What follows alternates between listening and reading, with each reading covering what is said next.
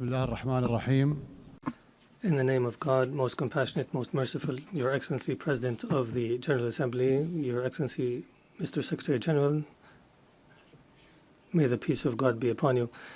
The United Nations has been established 8 decades ago on the basis of principles that humanity has reached after 2 world wars.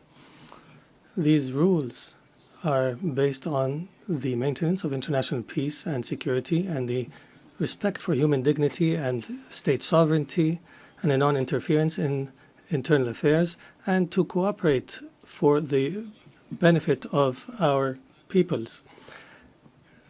This means if we allow violations to continue, it means allowing the rule of the jungle, where perpetrators and violators enjoy benefits just because they can.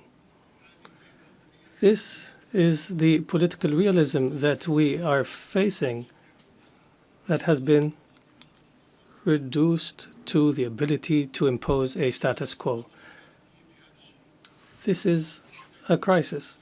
Such conduct finds that violators consider that tolerating them is a weakness.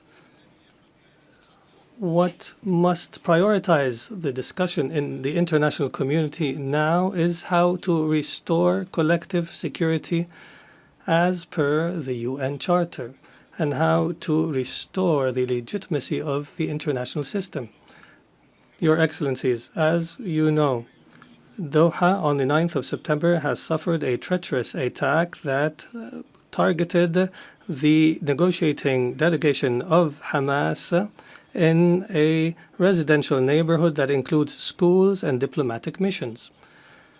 As a result of this attack, 6 martyrs have fallen, including a Qatari national who serves in the internal security forces, and 18 people have been injured.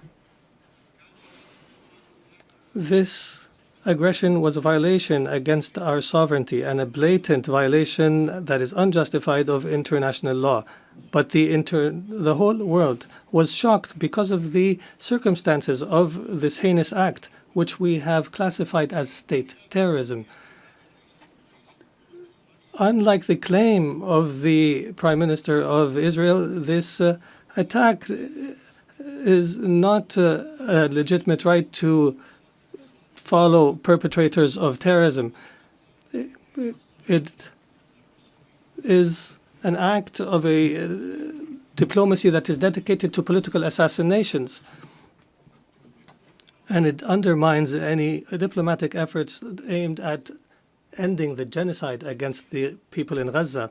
It is also an attempt to kill politicians who are members of a delegation that engages in negotiations with Israel while they were studying an American proposal.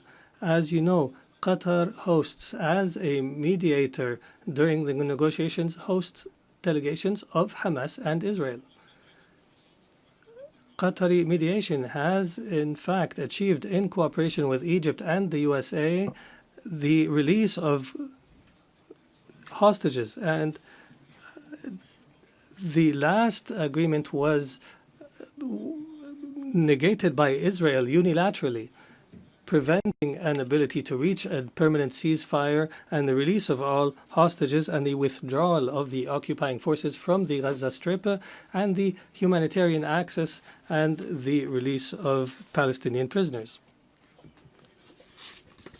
They visit our country and plot to attack it. They negotiate with delegations and plot to assassinate the members of the negotiation teams. It is difficult to cooperate with such a mentality that does not respect the most minimum standards of cooperation. It is impossible. Is this not the definition of a rote government? The delegation, they consider negotiations a continuation of war in other means and a way to delude the Israeli public opinion. If the release of Israeli hostages is the end of war, the government of Israel is abandoning the notion of releasing the hostages. Their goal is to destroy Gaza so that it is unlivable and where no one can study or receive treatment. In other words, and the viability of the Gaza Strip to displace its population. Therefore, the Israeli leader wants to continue war. He believes in what is called Greater Israel. He believes that war is an opportunity to expand settlements and to change the status quo in the holy sites, in Al-Quds Sharif. He also plots for attacks in the West Bank and expansion. This